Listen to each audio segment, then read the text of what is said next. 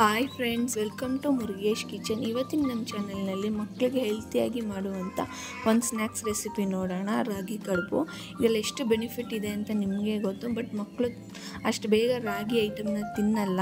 ಈ ಥರ ಮಾಡಿಕೊಡಿ, ತುಂಬ ಬೇಗ ಇಷ್ಟಪಟ್ಟು ತಿಂತಾರೆ. ಬನ್ನಿ ಹೇಗೆ ಮಾಡೋದಂತ ನೋಡೋಣ.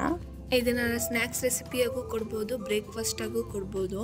ತುಂಬ ಟೇಸ್ಟಿಯಾಗಿರುತ್ತೆ. ಅರ್ಧ ಗಂಟೆಲಿ ಮಾಡ್ಕೊಬೋದು. ಬನ್ನಿ ಹೇಗೆ ಮಾಡೋದಂತ ನೋಡೋಣ. ಫಸ್ಟ್ ಒಂದು ಪ್ಯಾನ್ಗೆ 1 ಕಪ್ ಅಷ್ಟು ಕಡಲೆ ಬೀಜ ಹಾಕಿ ಹುರ್ಕೊಳ್ಳೋಣ. ಚೆನ್ನಾಗಿ ರೋಸ್ಟ್ ಮಾಡೋಣ. ಈಗ ರೋಸ್ಟ್ ಆಗಿದೆ. ಆರಿದ್ಮೇಲೆ ಸಿಪ್ಪೆ ಬಿಡಿಸಿ ಎತ್ತಿಟ್ಕೊಳ್ಳೋಣ. ಅದೇ ಪ್ಯಾನ್ಗೆ 1 ಕಪ್ ಅಷ್ಟು ಪೇಪರ್ ಅವಲಕ್ಕಿ ಹಾಕಿ ಹುರ್ಕೊಳ್ಳೋಣ. ರೋಸ್ಟ್ ಆದಮೇಲೆ ಅದನ್ನು ಪೌಡ್ರ್ ಮಾಡಿ ಎತ್ತಿಟ್ಕೊಳ್ಳೋಣ.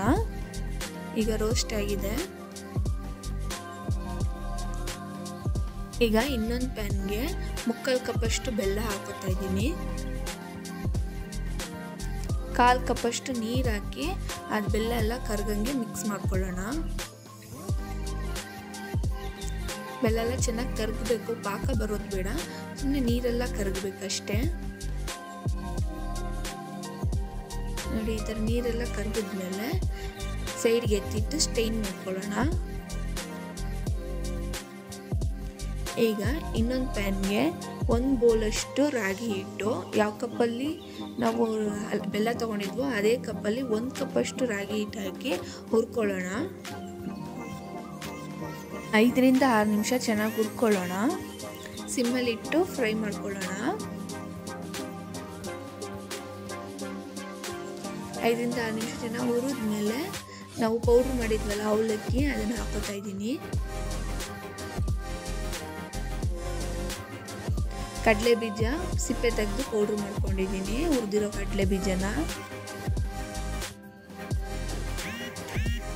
1 ಕಪ್ ಅಷ್ಟು ತೆಂಗಿನಕಾಯಿ ತುರಿ ಫ್ರೆಶ್ ಆಗಿರೋದು. 1 ಸ್ಪೂನ್ ಅಷ್ಟು ಏಲಕ್ಕಿ ಪುಡಿ ಹಾಕಿ ಎಲ್ಲ ಮಿಕ್ಸ್ ಮಾಡ್ಕೊಳ್ಳೋಣ.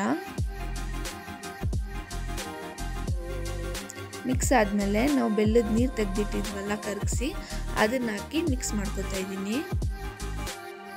ಸಿಮ್ಮಲ್ಲಿ ಇಡಬೇಕು, ಹೈ ಫ್ಲೇಮಲ್ಲಿ ಇಡಬೇಡಿ, ಸಿಮ್ಮಲ್ಲಿ ಇಟ್ಟು ಮಾಡ್ಕೋಬೇಕು ಇದನ್ನೆಲ್ಲ. ನೋಡಿ, ಈ ಥರ ಮಿಕ್ಸ್ ಮಾಡ್ಕೊಳ್ಳೋಣ. ಎಲ್ಲ ಚೆನ್ನಾಗಿ ಮಿಕ್ಸ್ ಆದಮೇಲೆ ಸ್ಟವ್ ಆಫ್ ಮಾಡಿ ಸೈಡ್ಗೆ ಎತ್ತಿಟ್ಕೊಳ್ಳೋಣ. ಈಗ ಇನ್ನೊಂದು ಪ್ಯಾನ್ಗೆ 2 ಸ್ಪೂನ್ ಅಷ್ಟು ತುಪ್ಪ ಹಾಕೋತಾ ಇದ್ದೀನಿ.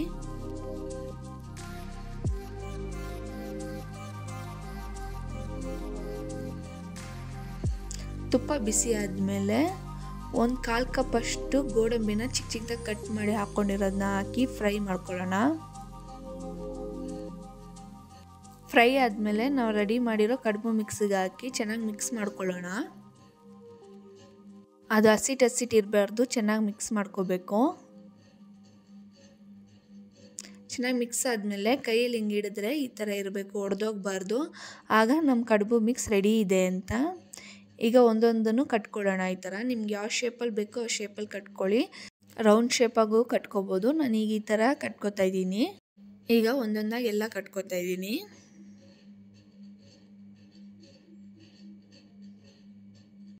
ಇದು ಮಕ್ಕಳಿಗೆ ತುಂಬ ಹೆಲ್ತಿಯಾಗಿರುತ್ತೆ. ಲಂಚ್ ಬಾಕ್ಸ್ಗೆ ಸ್ನ್ಯಾಕ್ಸ್ ಆಗು ಹಾಕ್ಕೊಡ್ಬೋದು. ಈಗ ನಾನು ಎಲ್ಲ ಇದನ್ನು ಕಟ್ಕೊಂಡಿದ್ದೀನಿ ಈ ಥರ.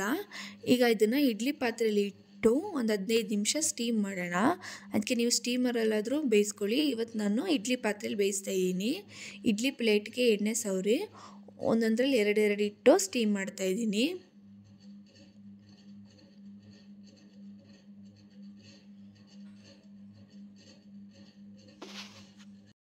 ಎಲ್ಲ ಇಟ್ಕೊಂಡ್ಮೇಲೆ ಇಡ್ಲಿ ಪಾತ್ರೆ ತಟ್ಟೆ ಮುಚ್ಚಿ ಒಂದು 12 ರಿಂದ 15 ನಿಮಿಷ ಸ್ಟೀಮಲ್ಲಿ ಬೇಯಿಸ್ಕೊಳ್ಳೋಣ.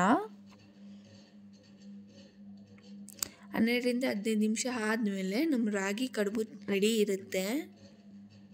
ನೋಡಿ, ಬೆಂದಿದೆ, ಸಾಫ್ಟಾಗಿದೆ.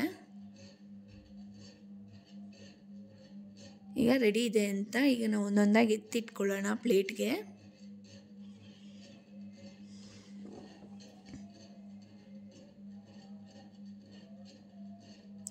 ನೋಡಿ ಎಷ್ಟು ಸಾಫ್ಟಾಗಿ ಬಂದಿದೆ ಅಂತ. ಒಂದು ಅರ್ಧ ಗಂಟೆಲಿ ಬೇಗ ಮಾಡ್ಕೋಬೋದು. ನಾವು ಗೋಡಂಬಿ, ಕಡಲೆ ಬೀಜ ಎಲ್ಲ ಹುರಿದು ಹಾಕೋದ್ರಿಂದ ಇನ್ನೂ ತುಂಬ ಟೇಸ್ಟಿಯಾಗಿರುತ್ತೆ. ನೀವು ನಿಮ್ಮ ಮನೇಲಿ ಮಕ್ಳಿಗೆ ಮಾಡಿಕೊಡಿ, ತುಂಬ ಇಷ್ಟಪಟ್ಟು ತಿಂತಾರೆ. ಮುದ್ದೆ ತಿನ್ನೋಕ್ಕೆ ತುಂಬ ಮಕ್ಕಳು ಇಷ್ಟಪಡಲ್ಲ. ಈ ಥರ ಮಾಡಿಕೊಟ್ರೆ ಮಕ್ಳಿಗೆ ಹೆಲ್ತಿಯಾಗೂ ಇರುತ್ತೆ, ಇಷ್ಟಪಟ್ಟು ತಿಂತಾರೆ. ಮಕ್ಕಳು ಮಾತ್ರ ಅಲ್ಲ, ದೊಡ್ಡವ್ರಿಗೂ ತುಂಬ ಇಷ್ಟಪಡ್ತಾರೆ.